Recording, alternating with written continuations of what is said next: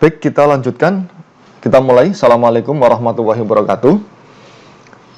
Setelah kita menjelaskan tentang yang pertama, video sebelumnya, hari kali ini akan kita bahas lagi tentang ketiga ini, yaitu jenis memori, kemudian prinsip kerja memori. Yang ketiga adalah alokasi data ke memori dan sistem pengalamatan memori. Ya.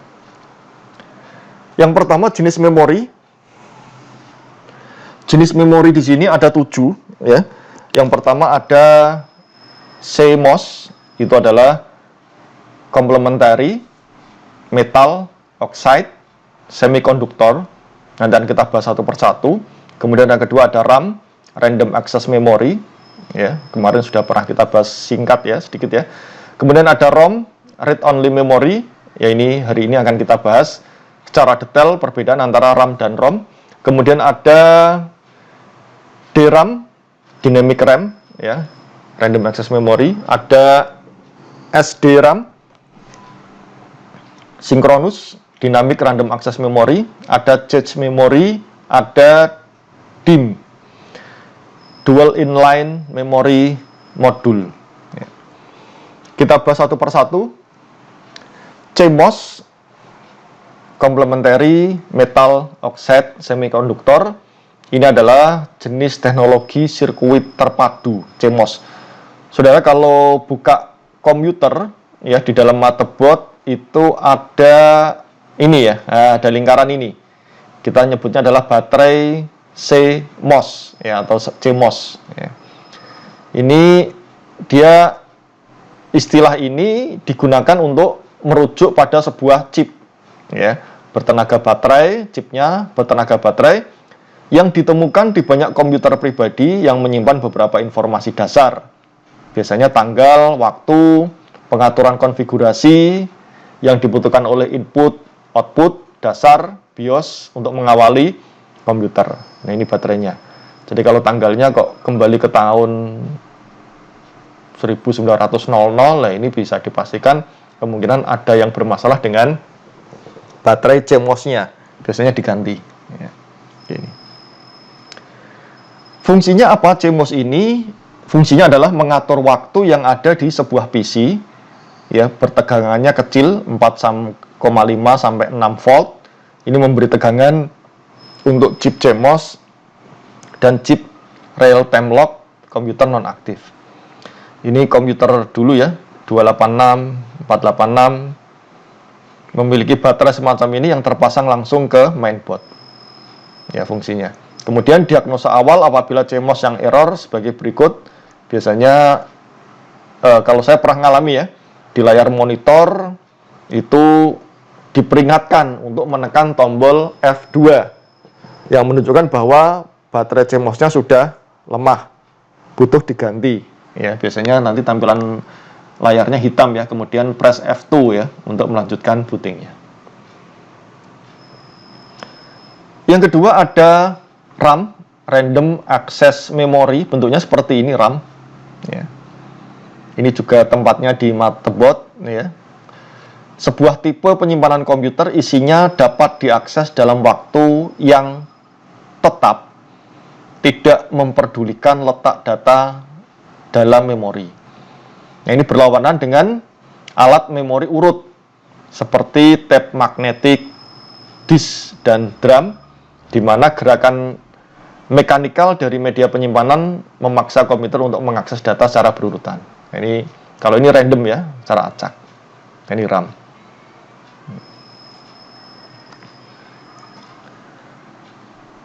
Nah, perusahaan semikonduktor seperti Intel itu memulai debutnya dengan memproduksi RAM.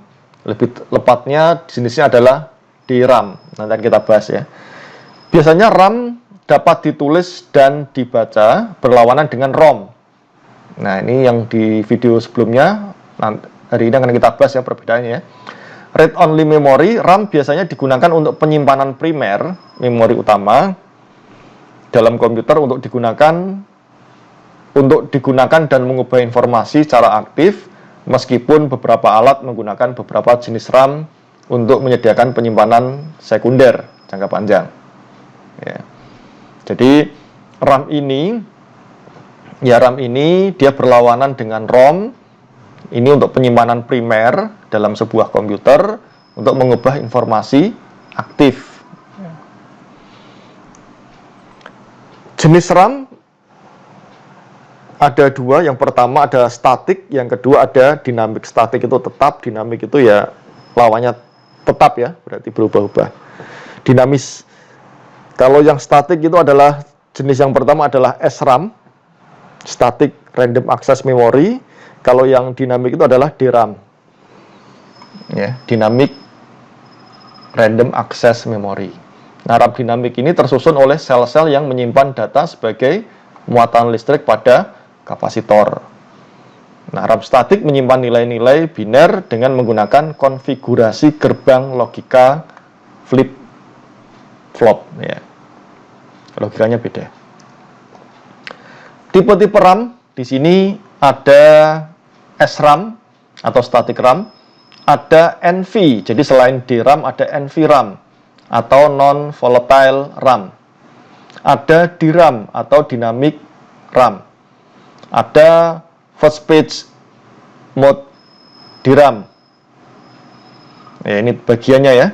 Ada EDORAM atau extended data out DRAM. Ada XDR DRAM, ada SDRAM atau synchronous DRAM. DDR SDRAM atau double data rate synchronous DRAM sekarang ya 2005 mulai digantikan dengan DDR2. Sekarang mungkin sudah sampai DDR4 ya, DDR2, 3, 4 ya. Mungkin nanti berkembangnya ke sampai banyak ya, banyak. RDRAM atau Rambus DRAM. Nah, ini mungkin nggak perlu saya jelaskan satu persatu karena nanti terlalu banyak. Minimal saudara tahu jenis dari DRAM ini. Nah, ini yang sering kita gunakan. Dulu kan istilah DDR1, DDR2, DDR3, DDR4 ya. Ini dalam bentuk tabel. Ini ada SIM, Single Inline Memory Module. Ini karakteristiknya bentuknya seperti ini. Ada 72 pin, contain a single node. Ya, kemudian ini bentuknya. Kemudian ada DIMM 168, ini yang zaman dulu. Ini sudah 168. Ya. Ada 184 pin DDR2 ini. Beda ya. Kalau ini di tengah, nah ini ada dua di sini dan di sini. Ini juga ada di tengah ya, di tengah. Ada 240 pin DDR2. Ini DDR1 ya, DDR saja, ini DDR2. Kemudian ada SO DIMM ya. Small Outline DIMM ini. Kecil ya. Ini yang biasanya di laptop. Small ya. Kemudian ada micro DIMM. Ini juga sama di laptop juga. Kemudian ada flash memory card ya, ini. Flash memory card yang biasanya kita gunakan di kamera, di HP. Ini tipe, karakteristik, dan bentuk. Setelah RAM ada ROM. Nah, ini yang perbedaannya. Read Only Memory. Ini adalah istilah untuk media penyimpanan data pada komputer. Ini media penyimpanan data. ROM ini adalah salah satu memori yang ada dalam komputer. Nah, ini bentuknya seperti ini. Dia terpasang langsung di motherboard. Ya. Ini merupakan chip IC, Integrated Circuit, yang menyediakan fungsi penyimpanan data yang bersifat hanya dapat dibaca saja. Ini perbedaannya. Jadi kalau ROM ini hanya dapat dibaca saja, tidak dapat ditulisi atau disebut sebagai WOM, Write Once, Read Many. Ya.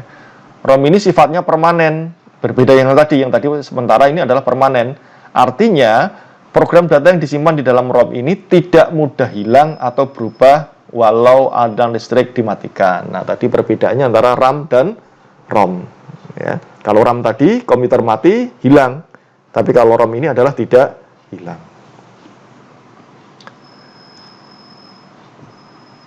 ROM ini menyimpan data. Pada ROM tidak dapat dilakukan dengan mudah, namun membaca data dari ROM dapat dilakukan mudah. Menyimpannya ini tidak mudah. Biasanya pabrikan ya, tapi kalau membacanya mudah. biasanya program atau data yang ada di dalam ROM ini diisi oleh pabrik. Nah, ini tadi. Jadi kita nggak bisa buat ya. Jadi yang bikin adalah dari pabriknya. Oleh karena sifat ini, ROM biasanya digunakan untuk menyimpan firmware atau piranti lunak yang berhubungan dengan piranti keras. Tipe memori ini sering disebut sebagai memori yang tidak mudah berubah atau non-volatile memory. Ya.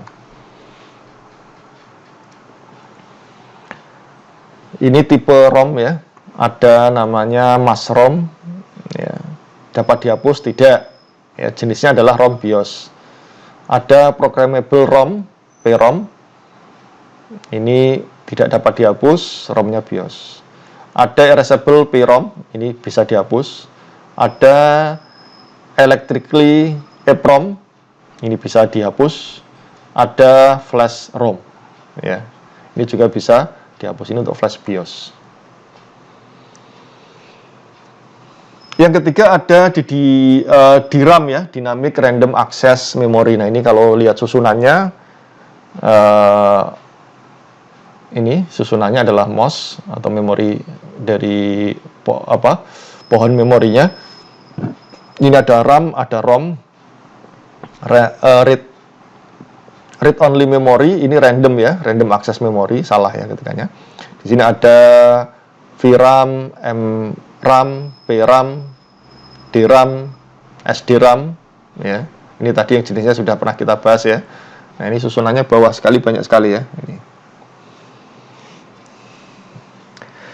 Jenis memori yang berikutnya adalah DRAM, Dynamic Random Access Memory. Ini jenis memori acak akses yang menyimpan setiap bit data dalam terpisah kapasitor dalam suatu sirkuit terpadu. Kapasitor dapat dibebankan atau habis. Kedua kapasitor diambil untuk mewakili dua nilai setidaknya secara konvensional disebut 0 dan 1. Jadi kapasitornya ini dibebankan ya atau habis, jadi nanti konvensionalnya ini adalah 0 atau 1 atau sesuai dengan binary digit. Karena kapasitornya selalu bocor, informasi yang tersimpan akhirnya hilang kecuali kapasitor itu segera disegarkan secara berkala. Nah, karena dibutuhkan dalam penyegaran, hal ini yang membuatnya sangat dinamis dibandingkan dengan SRAM, statik.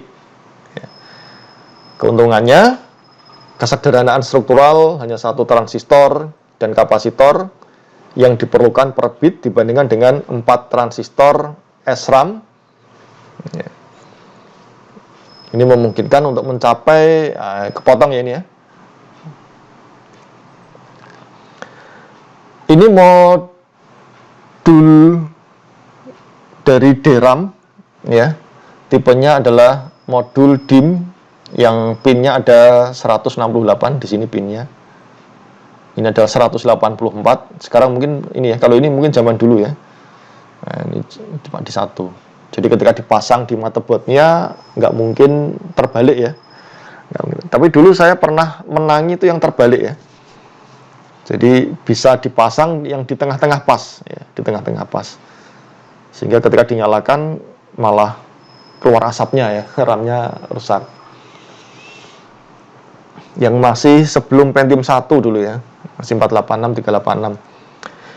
Berikutnya ada SDRAM, Synchronous Dynamic Random Access Memory. Ini adalah sebuah jenis memori komputer dinamis digunakan di PC tahun 96 hingga 2003.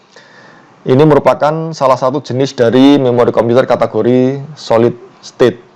Ya, ini awalnya pada 66 MHz. Ya. Untuk dipasangkan dengan prosesor Intel Pentium ini zaman dulu ya. Jadi masih Pentium 2, ya.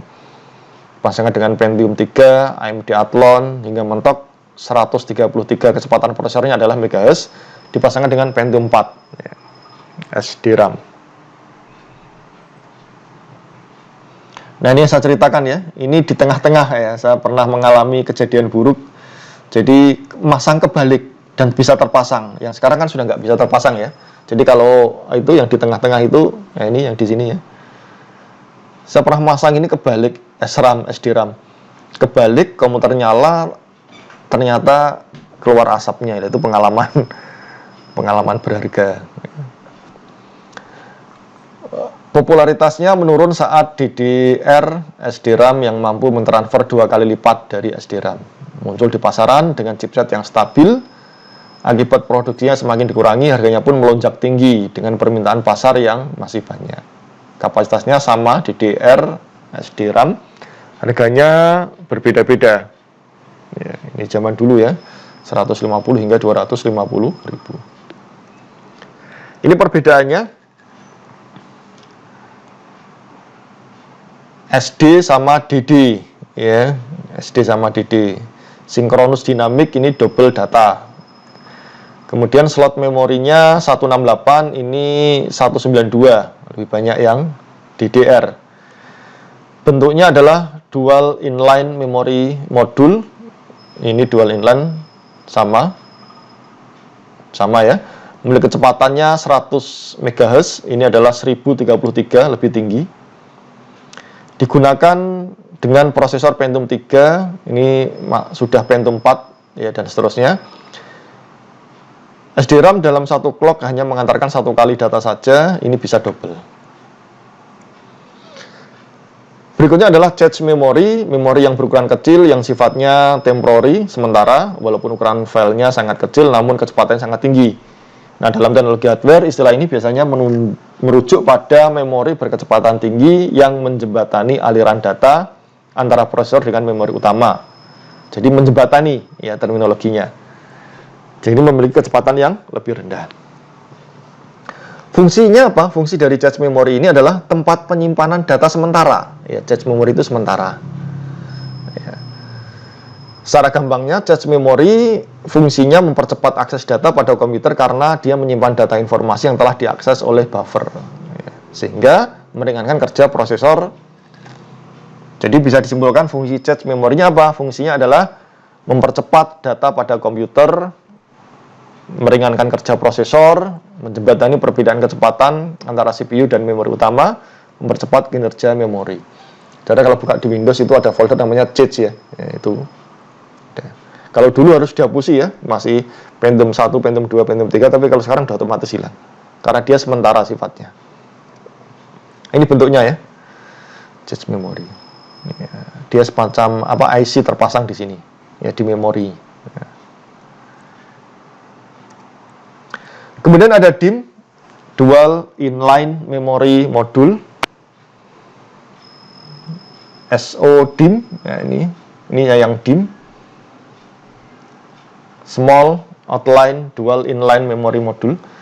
Ini jenis yang paling umum digunakan sekarang berupa circuit board kecil berisi chip memori RAM. DIMM merupakan memori standar di komputer desktop saat ini. Nah, SO-DIMM ini biasanya dipakai di perangkat yang memiliki space atau ruang yang sempit seperti laptop. Ini ya. Perbedaannya kalau ini di PC, kalau ini digunakan di laptop. Ya, laptop.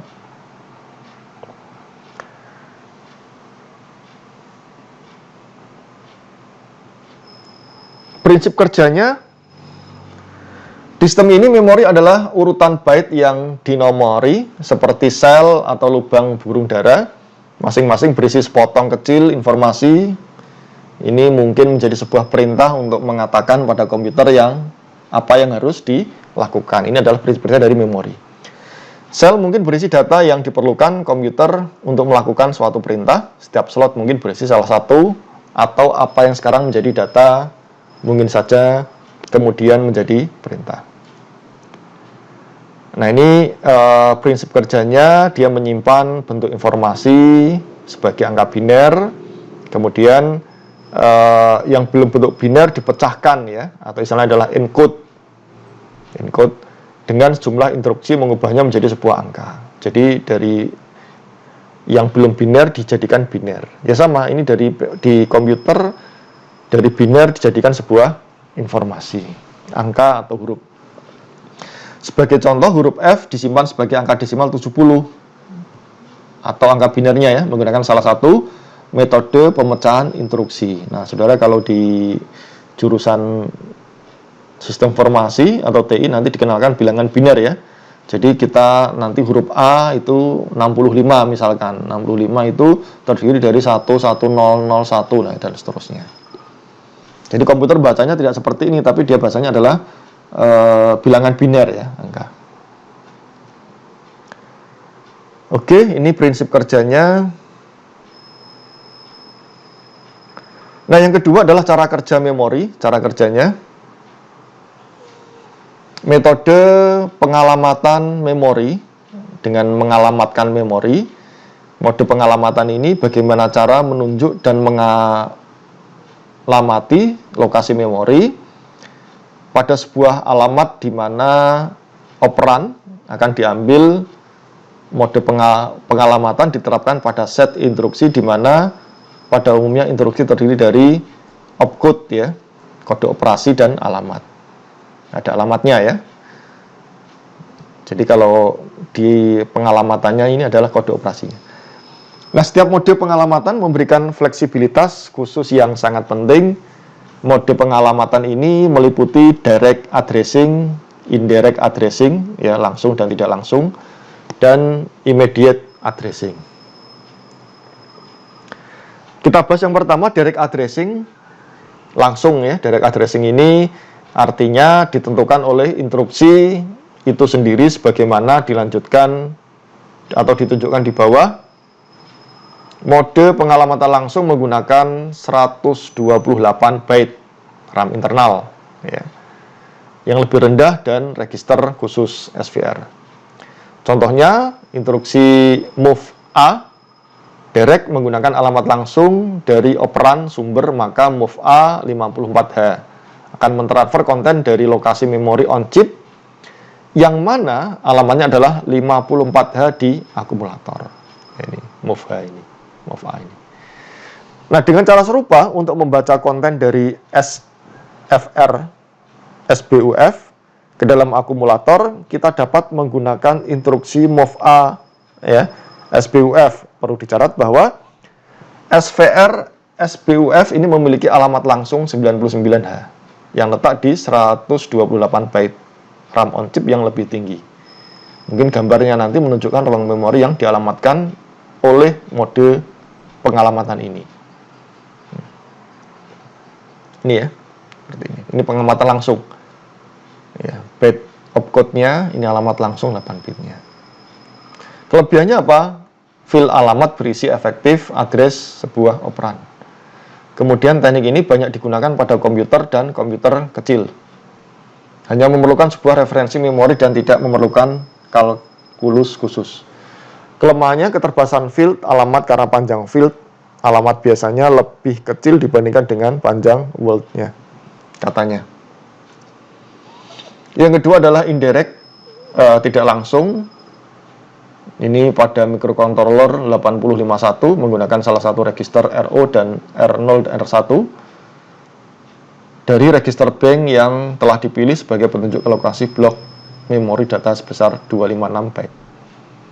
Nah, ini menunjuk pada 128 byte RAM yang lebih rendah dan 128 byte RAM yang lebih tinggi. Ini. Kemudian gambarnya menunjukkan alamat memori yang dialamatkan oleh mode pengalamatan tidak langsung. Pengalamatan tidak langsung. Ini perlu catat bahwa SVR tidak dialamatkan oleh mode ini secara serupa. Memori eksternal melampaui 256 byte yang lebih rendah tidak dialamatkan. Nah, ini gambarnya. Ini ruang memori on chip yang dialamatkan menggunakan mode pengalamatan langsung. Kalau ini pengalamatan tidak langsung, ya, tidak dialamatkan ya.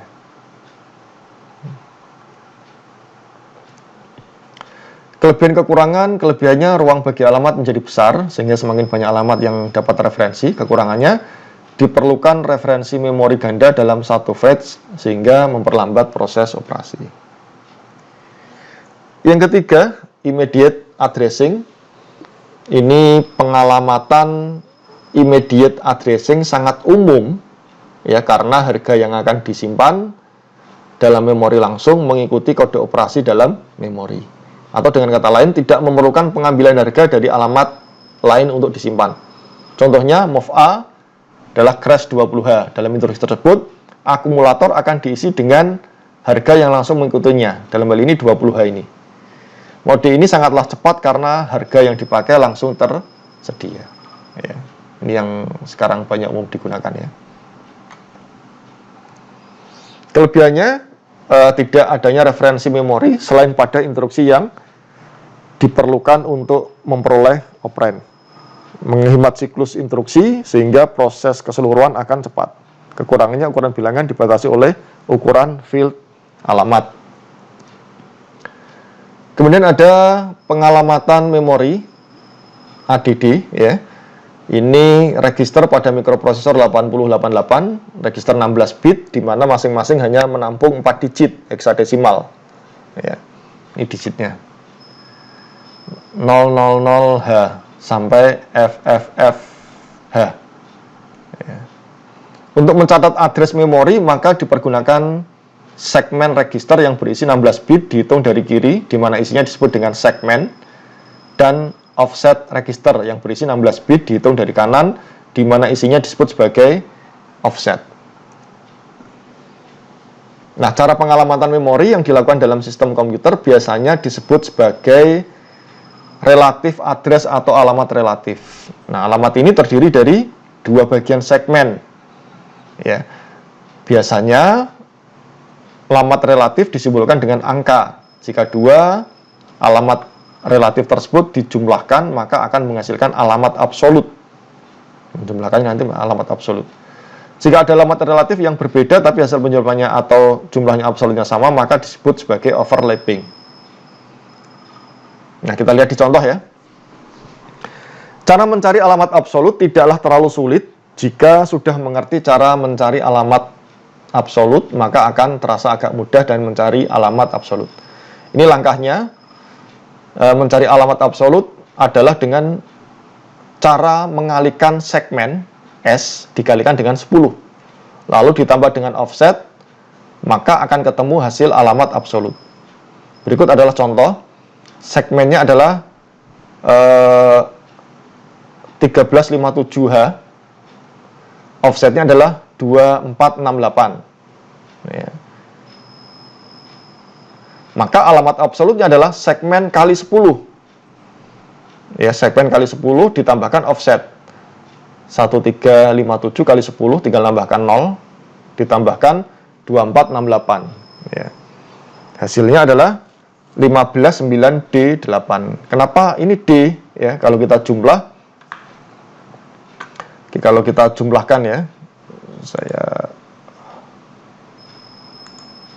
Saya cari pen ya. Nah, saya tuliskan di sini supaya saudara paham. 1, 3, kemudian 5, 70 ditambahkan dengan 2468. 2468. Nah, kita tambahkan seperti ini ya. Nah, ini kalau biasa ya, tapi ini beda ya. Ini 8 tetap. Oke, ini kita lewati dulu yang ini, nanti saya jelaskan. Ini adalah 9. Ini adalah 5. Ini adalah 1.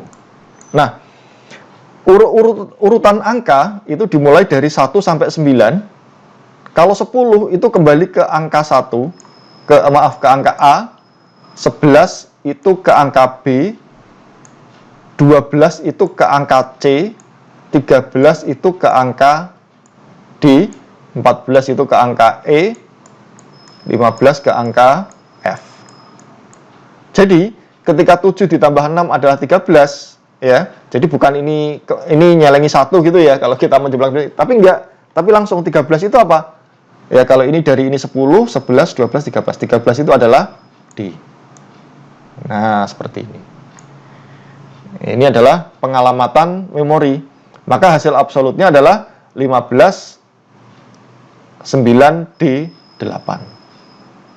Ini adalah cara contoh perhitungan mencari hasil alamat absolut.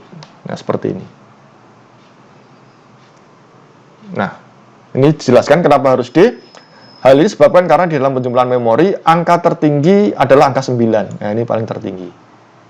Maka 10 sampai 15 ini diwakilkan dengan huruf A sampai F. A itu adalah 10, ya. Kemudian ini 11 sampai ke 15. Nah, ya. Jadi tadi 13 ini, 13 itu adalah setara dengan 13 ini adalah D. Oke, itu adalah contoh tentang perhitungan absolut ya. Oke, mungkin itu yang dapat saya sampaikan tentang penjelasan memori ya. Ini cukup banyak, slide-nya ada 55 ya. Kemudian tidak secara keseluruhan ya, minimal saudara paham ya, saudara paham. Ini juga sudah secara detail ya, tapi tidak secara mendetail lagi karena mungkin butuh waktu yang lama juga. Seperti biasa kalau ada pertanyaan nanti bisa ditanyakan, kita bisa diskusikan ya di kolom yang ada e-learning. Baik, saya kira cukup. Saya akhiri. Assalamualaikum warahmatullahi wabarakatuh.